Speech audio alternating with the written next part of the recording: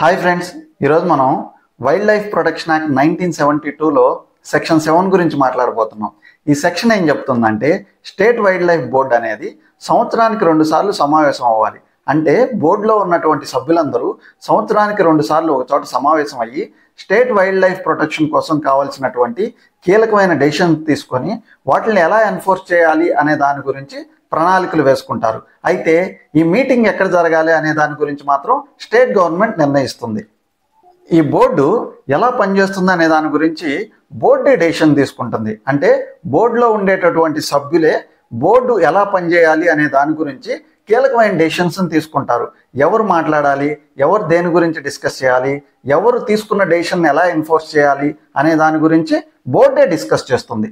బోర్డులో ఒక పొజిషన్ ఖాళీగా ఉంది, లేదా బోర్డు ఏర్పాటు చేసే టైంలో ఏదో ఒక మిస్టేక్స్ జరిగాయని చెప్పేసి వైల్డ్ లైఫ్ ప్రొటెక్షన్ కోసం తీసుకునేటటువంటి కీలకమైన నిర్ణయాలు ఆపడం జరగదు అనమాట.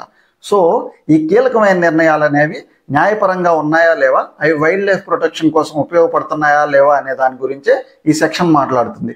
So this is all about section 7.